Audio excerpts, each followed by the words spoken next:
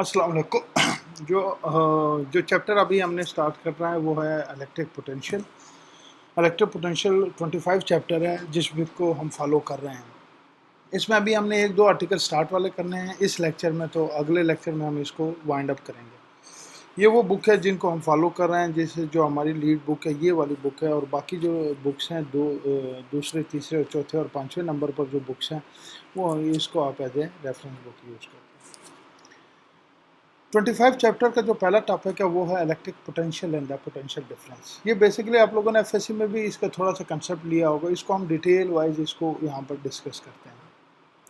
जब भी कोई चार्ज इलेक्ट्रिक फील्ड में हम रखते हैं तो उसके ऊपर फोर्स लगती है क्यू ई की, और वो फोर्स जैसे हमें पता है जब इलेक्ट्रिक फील्ड में लगते हैं वो फोर्स हमारे पास कंजर्वेटिव होती है, और कंजर्वेटिव फोर्स वो हमारे पास कंजर्वेटिव होती है। और अगर चार्ज फ्री टू मूव है तो इट्स मीन कि उसके ऊपर जो रिस्पांस है only for the electric force है। ठीक है, तो इट्स मीन जो इसके ऊपर जो वर्क हो रहा है वो सारा का सारा इलेक्ट्रिक फील्ड कर रहा है, और उस फील्ड को हम कहेंगे, उस वर्क को हम कहेंगे कि वो इसका इंटरनल वर्क है। यानी कि इसके ऊपर कोई डायरेक्ट फोर्स नहीं लग रही, कोई रेजिस्टेंस फोर्स नहीं लग रही, कोई एक्सटर्नल फोर्स नहीं, उसकी अपटन वो फ्री टू मूव है, तो उसके ऊपर वो जो इलेक्ट्रिक फील्ड की वजह से वो चार्ज मूव कर रहा है, तो वो एक इंटरनल वर्क इसके ऊपर कर रहा है। ठीक है, जैसे इसके ऊपर इंटरनल ज़ाहिर वर्क वर्क का कंसेप्ट उस वक्त आता है जब कोई डिस्प्लेसमेंट होती है, लाइक स्मॉल डिस्प्लेसमेंट। जब भी चार्ज को हम रखते हैं इलेक्ट्रिक फील्ड के अंदर, किसी भी इलेक्ट्रिक फील्ड के अंदर, तो उसमें स्मॉल डिस्प्लेसमेंट डी एस आती है, तो उसका जो वर्क होगा वो हमारे पास होगा F D S, force into displacement. क्योंकि ये इंटरनल वर्क है इसलिए यहाँ पर हमने वर्क इंटरनल रखी है। Internal because of the charge ये फ्री टू मूव है, और ये इसके ऊपर इलेक्ट्रिक फोर्स के अलावा और कोई फोर्स एक्ट नहीं करे। और एफ ई किसके इक्वल है, वो है क्यू ई के इक्वल, तो हमारे पास Q E dot D S आ गया। ये हमारे पास इंटरनल वर्क आ गया। अब एक इंटरनल वर्क आप लोगों ने उसमें भी पढ़ा होगा चैप्टर, ये जो मैकेनिक्स 1-2 में, कि जो भी इंटरनल वर्क होता है वो किसी भी सिस्टम का is equal to the negative change in the potential energy of the system minus del E. अब इसी को यूज़ करके हमने इस इक्वेशन में फिल कर देना।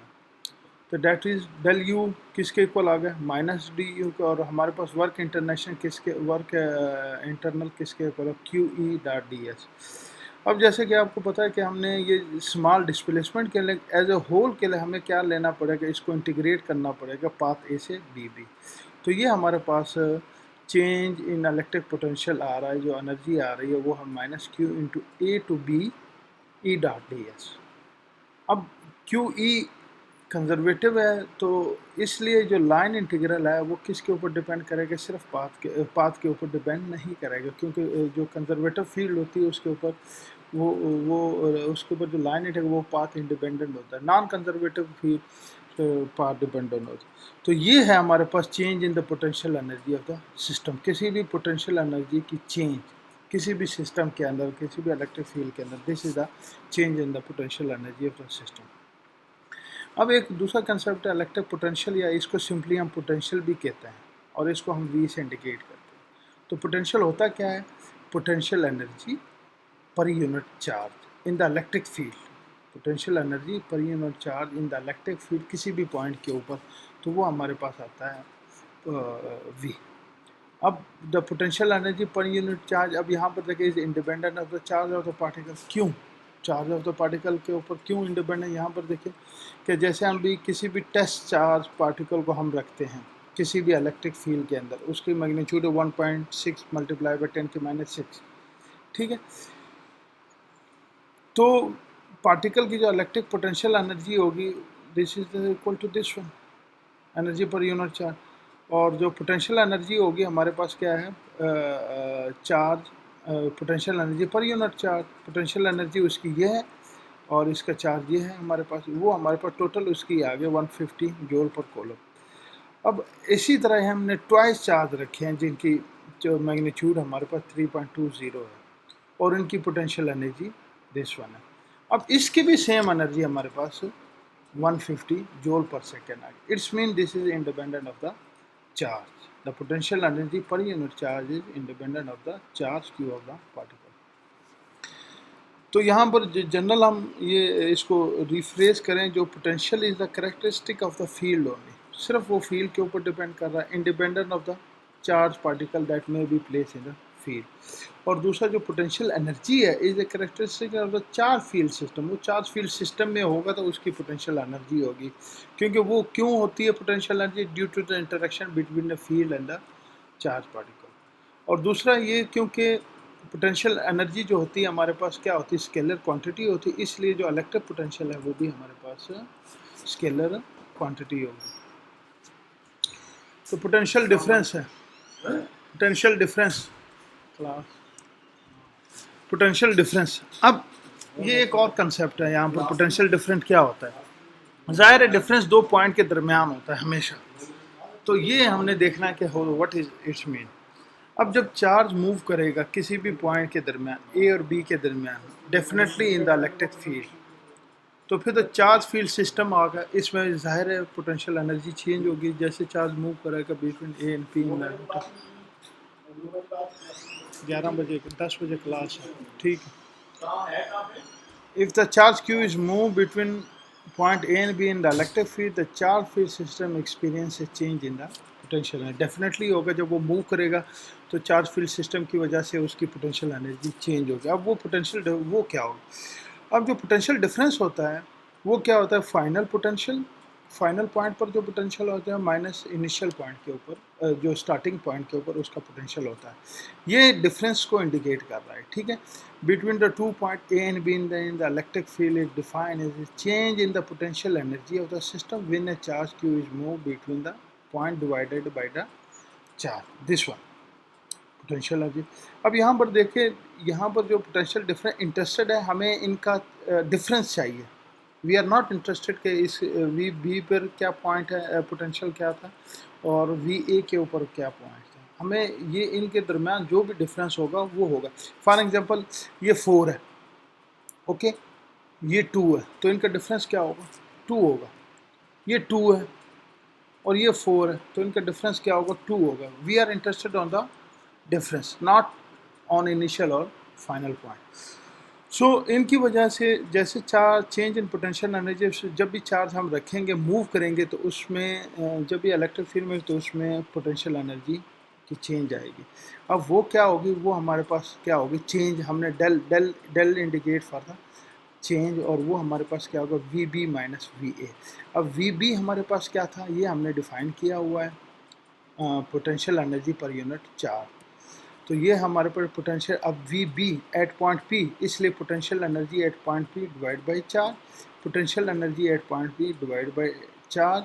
तो ये U B minus U A को हम डेल यू कर दें तो ये हमारे पास क्यू आ गया। So del V is equal to del U over Q, और डेल यू आपने देखा है कि हमने क्या लिया था? This is the del U, और डेल यू हमारे पास माइनस ए से B E dot D S, ये हमारे पास पोटेंशियल डिफरेंस आ गया।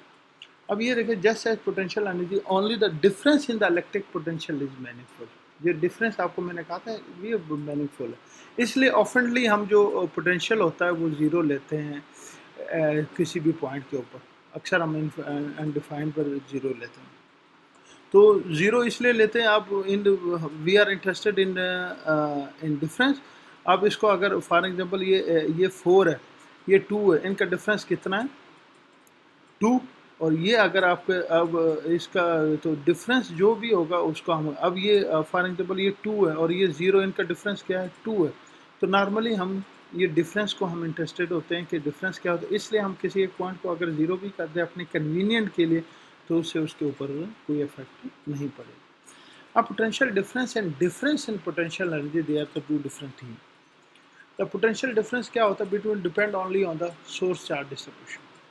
पोटेंशियल डिफरेंस उस डिस्ट्रीब्यूशन के ऊपर डिपेंड कर, जबकि डिफरेंस इन पोटेंशियल अगर वो चार्ज मूव कर रहा होगा, जैसे ए पॉइंट से बी पॉइंट के दरमियान मूव कर रहा होगा, तो उसमें पोटेंशियल एनर्जी के डिफरेंस आएगा, difference in the potential energy आएगा। ये सेम सिचुएशन हमने इलेक्ट्रिक फील्ड में भी पढ़ी थी। इलेक्ट्रिक फील्ड में क्या कहा था कि सोर्स चार्ज की वजह से हमें क्या है? इलेक्ट्रिक फील्ड एग्जिस्ट कर रहा है, ठीक है। और इलेक्ट्रिक फोर्स कब रिक्वायर होती है? जब सोर्स चार्ज क्या होता है? एक और इलेक्ट्रिक फोर्स कब होती है दो चार्ज के दरमियान, हम क्या करते हैं जब source charge to set up in the field and another charge place within the field, जब हम टेस्ट चार्ज उसके ऊपर लगते थे तो हमारे पास इलेक्ट्रिक फोर्स की वो आ जाती थी। तो ये है वर्क एंड, अब ज़ाहिर है वर्क एंड इलेक्ट्रिक पोटेंशियल, इसको हमने इंडिकेट करना है, थोड़ा सा हमने इसको करना है।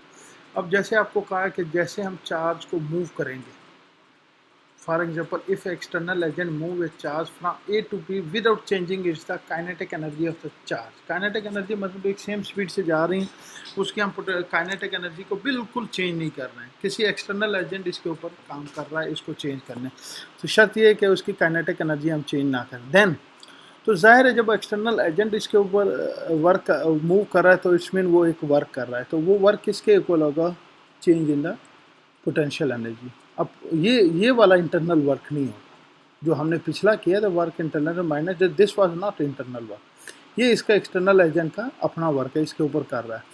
अब डेल वी हमने अभी किया del U over Q, so the work done by the external agent in moving a charge Q through electric field at constant velocity, तो क्या होगा क्यू डेल वी।